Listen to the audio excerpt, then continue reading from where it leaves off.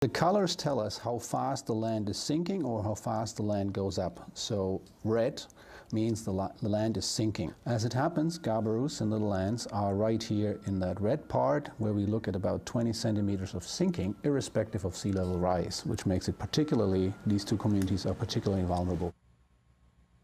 Well, Gabarus is a small fishing village of around 78 year-round residents on Cape Breton Island. And for nearly 70 years, it's been, for the most part, well protected from the storms of the North Atlantic by a seawall originally built by the Canadian government. Now, after the wall sustained serious damage in 2010, the government maintained it wasn't responsible for upkeep or repairs, something residents rallied against. Their journey has been documented on film by a Toronto documentary maker. Jawad Mir is director of Only 78, which is on a roadshow with screenings in Cape Breton this weekend. Jawad Mir joins us this morning from Sydney. Good morning.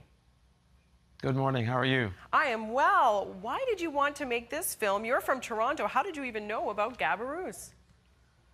It was actually an article that I read in April of 2013 in Globe and Mail. And that kind of just struck a chord. And from there, I contacted the mayor's office in Sydney, and they put me in touch with Tim Menck and Jean Kersey of Gabarus, and you know, everything sort of went from there.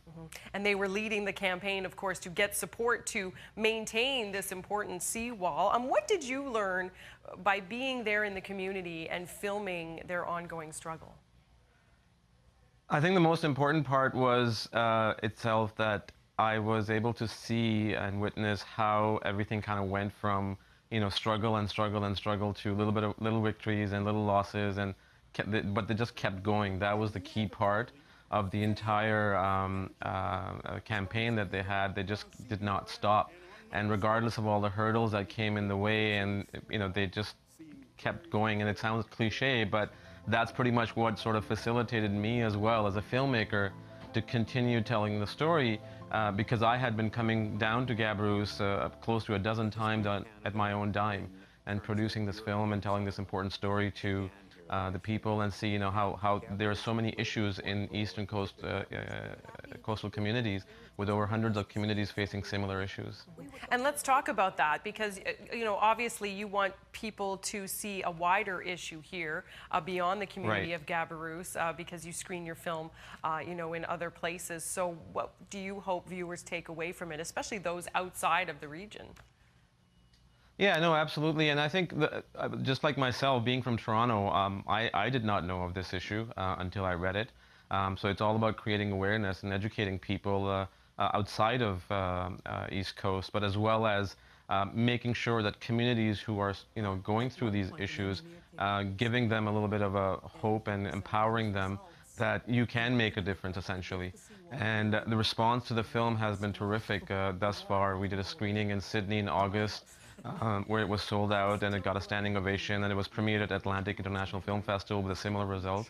So that's the key here. And now, you know, we're doing a screening in Port Hawkesbury and Arichat, and then in January we're going to plan on doing some more stuff. So just giving people some glimmer of hope, and then giving them the ability to channel their you know, their voice and empower them to make a difference in their communities and others. Well, it's wonderful to see that you documented their ongoing battles, and they've done even more work since then. So it's great to have you with us this morning, and congratulations on the film.